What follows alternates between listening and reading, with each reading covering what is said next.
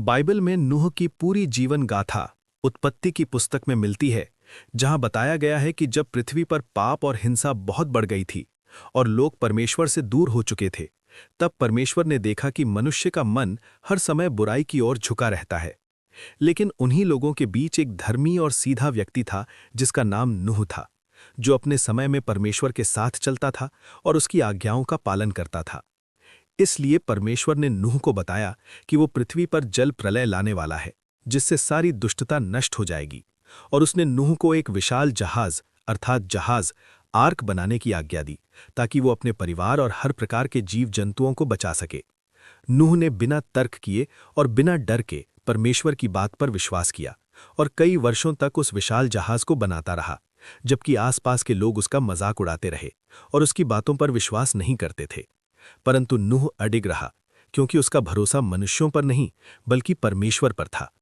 जब जहाज तैयार हो गया, तब परमेश्वर की आज्ञा से नूह अपनी पत्नी, अपने तीनों पुत्रों और उनकी पत्नियों के साथ उसमें प्रवेश कर गया, और हर प्रकार के पशु पक्षी भी जोड़ों में उस जहाज में आए। फिर आकाश के झरने खुल गए और गहरे जल के सोते फूट पड़े, और 40 दिन और 40 रात तक वर्षा होती रही। जल इतना बढ़ गया कि ऊंचे ऊंचे पर्वत भी ढक गए और पृथ्वी पर सांस लेने वाला हर जीव नष्ट हो गया। परंतु नूह और उसके साथ जहाज में रहने वाले सब सुरक्षित रहे, क्योंकि परमेश्वर का हाथ उन पर था। जल बहुत दिनों तक पृथ्वी पर छाया रहा, पर अंत में परमेश्वर ने वायु चलाई और जल घटने लगा और जहाज अरारात के पहाड़ों पर ठहर गया। समय बीतने पर नूह ने एक कौवा और फिर एक कबूतर छोड़ा, ये देखने के लिए कि जल सूखा है या नहीं। और जब कबूतर अपनी चोंच में जैतून का पत्ता लेकर लौटा, तब नूह समझ गया कि पृथ्वी पर फिर से जीवन आरंभ होने वाला है। अंततः जब भूमि सूख गई, तब परमेश्वर ने नूह को जहाज से बाहर निकलने की आज्ञा दी, और नूह ने बाहर आकर सबसे पहले परमेश्वर के लिए वेदी बनाई और धन्यवाद बलि चढ़ाई। तब परमेश्वर ने वाचा बांधी कि वो फिर कभी जल प्रलय से सारी पृथ्वी को नष्ट नहीं करेगा, और इस वाचा का चिन्ह आकाश में इंद्रधनुष को ठहराया, ताकि जब भी बादल छाएं तो लोग स्मरण करें कि परमेश्वर दयालु है। इसके बाद नूह ने खेती आरंभ की और अंगूर का बाग लगाया।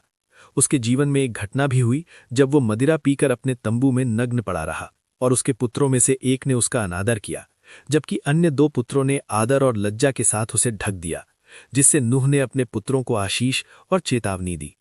इस प्रकार नूह का जीवन हमें ये सिखाता है कि जब संसार बुराई में डूबा हो, तब भी एक व्यक्ति का विश्वास इतिहास बदल सकता है। उसकी आज्ञाकारिता ने मानव जाति और समस्त जीव सृष्टि को विनाश से बचाया, और उसका जीवन इस बात का प्रमाण बन गया कि परमेश्वर न्यायी भी है और दयालु भी। वो पाप का दंड देता है, परंतु विश्वासियों को बचाता है। नूह ने लगभग 950 वर्ष की आयु तक जीवन बिताया, और उसके वंश से पृथ्वी पर फिर से मानव जाति फैली। इस प्रकार नूह की जीवन गाथा विश्वास, धैर्य, आज्ञाकारिता और परमेश्वर की प्रतिज्ञा की एक महान कहानी है, जो आज भी हमें सिखाती है कि यदि हम सच्चे मन से परमेश्वर के साथ चलें, तो चाहे परिस्थितियां कितनी भी कठिन क्यों ना हो, वो हमें सुरक्षित रखता है और हमारे जीवन के माध्यम से नई शुरुआत करता है।